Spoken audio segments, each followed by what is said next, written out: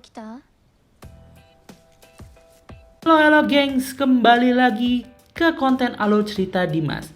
Kali ini kita akan menyaksikan serial dari Alice in Borderland season kedua episode kelima. Langsung aja cus. Episode kelima ini diawali dari reuni antara Aguni dan juga Aris. Ternyata Aguni masih hidup. Di sini Aguni berencana untuk melawan King Scope. Karena dia tidak punya tujuan lain lagi selain melawan King Scope. Aguni pun bertanya kepada Arisu apa alasannya untuk hidup. Arisu pun menjawab, Aguni, tidak ada alasan untuk kita hidup. Tapi aku ingin hidup walaupun tujuanku telah hilang. Super sekali. Kemudian diperlihatkan masa lalu dari Akane Heya yang merupakan anak sekolahan yang sangat populer di hadapan lelaki.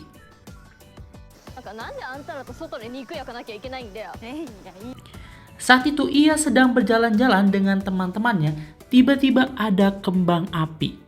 Ia pun tiba-tiba terbangun di suatu lapangan besar dengan sebuah misi, di mana orang-orang diminta untuk mengambil ponselnya masing-masing.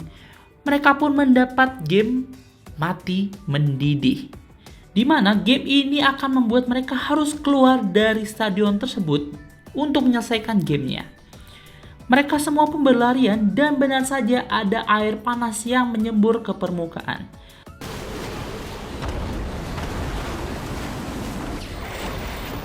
Stadion pun hancur berantakan dan Akane terlihat selamat.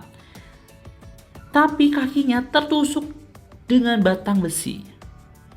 Dia pun harus keluar dari tempat itu, kalau tidak ia akan mati mendidih.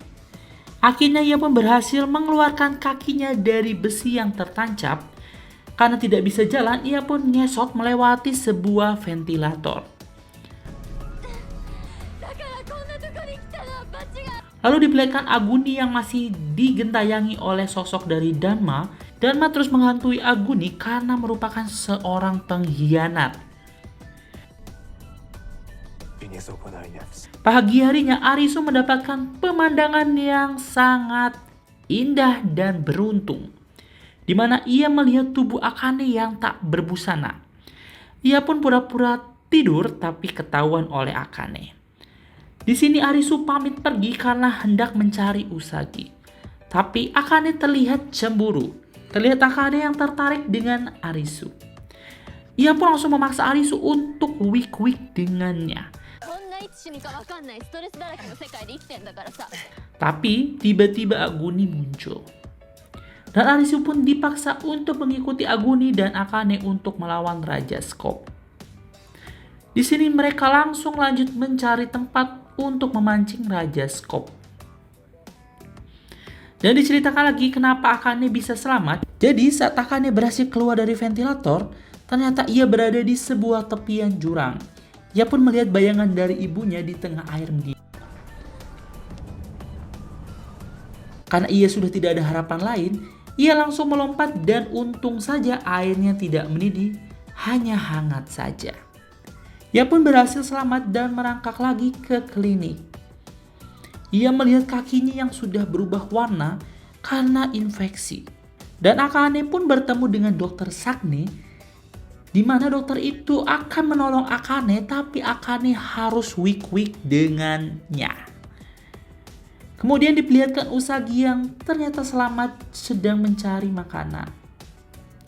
Di sana ia bertemu dengan anak kecil dan juga seorang wanita yang memberinya kue.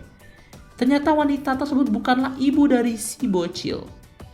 Si bocil yang visanya hampir habis, pasrah menerima keadaan. Dan terlihat An yang terus mencari jawaban. Ia telah sampai di sebuah tempat di mana kompasnya tidak dapat berfungsi. Ia pun memberikan jejak agar ia tidak tersesat. Di sini Aguni yang membuat perangkap untuk menyerang Raja Scope. Malam harinya Arisu diperintahkan untuk jaga base camp saja. Sedangkan Aguni dan Akane berjaga. Tapi tiba-tiba Raja Scope datang dari kegelapan dengan menggunakan night vision. Raja Scope pun menyadari adanya perangkap sehingga ia berjalan memutar menuju Arisu. Arisu yang mengantuk hampir saja menjadi sasaran empuk dari Raja Scope. Untung saja ada flare dari Akane. Dan Raja Skop pun tergeletak karena ditembak oleh Arisu. Saat Aguni mendekat, ternyata Raja Skop masih hidup dan sehat walafiat. Ia pun langsung menembaki mereka semua. Arisu pun melompat dari tebing karena dilempar granat oleh si Raja Skop. Di sini terjadi pertarungan antara Raja Skop dan Aguni. Karena terlalu overpower, Aguni pun kalah dan masuk ke dalam jurang. Untung saja mereka tertutupi semak-semak, jadi Aguni dan Akane selamat. Esok harinya terlihat Arisu yang selamat, ia pun terus berjalan dan mendapati bahwa tanaman yang telah tumbuh sangat lebat. Arisu pun terus berjalan untuk mencari Usagi. Aguni yang siuman melihat bayangan dari Danma dan mengusirnya, tapi ternyata itu adalah Akane. Akane pun senang Aguni selamat, kemudian diperlihatkan Kuina yang bertarung untuk memenangkan permainan. Dan An yang sudah sampai ke puncak gunung merasa aneh karena kotanya sudah berubah menjadi seperti zaman batu.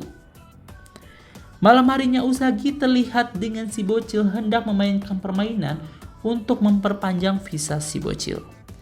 Di sini ia bertemu dengan Arisu. Mereka senang dan berpelukan. Mulailah pertandingan Queen's Cup di mana mereka dibagi jadi dua tim, yaitu tim merah dan juga tim biru. Si bocil pun dipilih menjadi raja oleh Queen's Cup. Peraturan pertandingannya adalah mereka akan bermain 16 babak. Tim merah yang menekan tombol dari tim biru akan merubah warnanya, di mana merubah menjadi warna dari si ratu yaitu warna merah. Di babak selanjutnya mereka yang berubah warna harus bertindak sebagai anggota tim ratu. Tetapi di sini raja tidak bisa berganti tim ataupun berganti warna. Dan saat tim biru menjadi penyerang, peraturannya sama seperti saat ratu menyerang.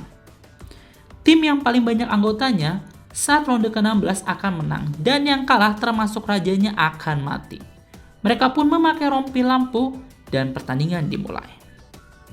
Tim ratu pun langsung menyerang dan mereka semua kabur terbirit-birit. Diperlihatkan tim ratu yang sangat kuat, banyak tim biru yang berganti warna. Saat giliran tim biru menyerang, karena ratu terlalu kuat, mereka jadi tidak bisa melawan. Dan ronde ketiga pun dimulai, ratu kembali menyerang. Mereka pun terus melanjutkan kejar-kejarannya hingga mendapatkan selisih poin yang sangat besar, di mana ratu menang dengan 17 orang dan rajanya hanya 3 orang.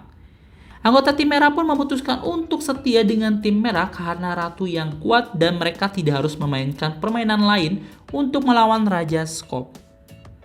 Tapi ratu meminta permintaan untuk membuat Arisu berada di tim merah karena merupakan tipe dari si ratu.